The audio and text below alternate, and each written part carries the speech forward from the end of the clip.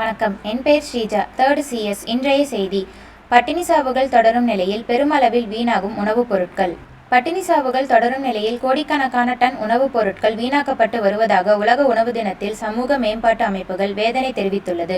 ஊட்டச்சத்து குறைபாடு மற்றும் பட்டினியால் அவதிப்படும் மக்கள் குறித்த விழிப்புணர்வை ஏற்படுத்தும் வகையில் ஆண்டுதோறும் அக்டோபர் 16ஆம் தேதி உலக உணவு தினம் அனுசரிக்கப்படுகிறது. உலகில் உள்ள அனைத்து உயிரினங்களும் உயிர் வாழ ஆதாரமாக இருப்பது உணவு. நோயின்றி மனிதன் வாழ தேவையானது ஊட்டச்சத்து. உணவு மூலமாக மனிதனுக்கு உடலுக்கு தேவையான ஊட்டச்சத்து கிடைக்கிறது. இவை இரண்டின் முக்கியத்துவம் குறித்து மக்களுக்கு விழிப்புணர்வு ஏற்படுத்த வேண்டும்.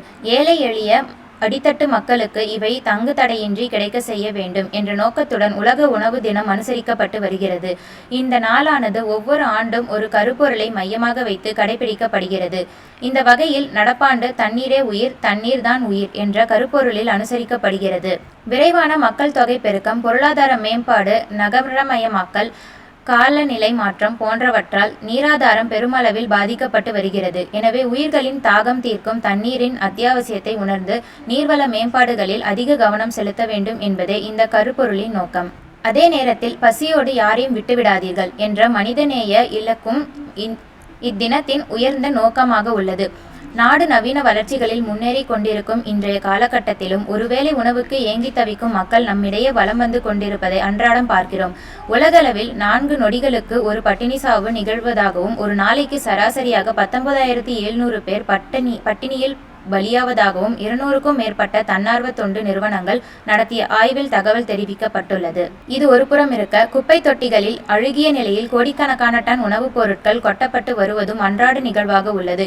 இந்த நிலையை மாற்ற வேண்டியது மிகவும் அவசியம். இதன் மூலம் வாழ்வாதாரம் இல்லாத எளிய மக்களின் பசிப்பினி தீரும், பட்டினி சாவுகளும் குறையும் என்கின்றனர் சமூக மேம்பாட்டு அமைப்புகளின் நிர்வாகிகள்.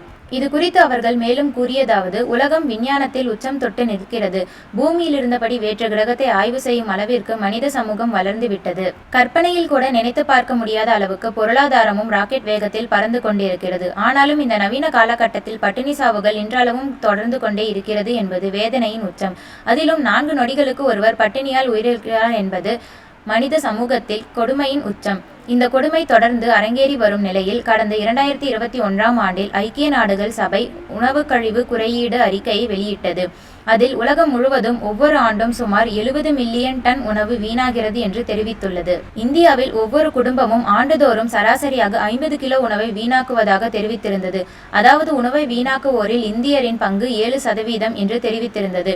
இந்த வகையில் வீடுகளில் 60%, ஹோட்டலில் 26%, சில்லறை விற்பனை கடைகளில் 14% உணவு வீணாக்கப்படுகிறது.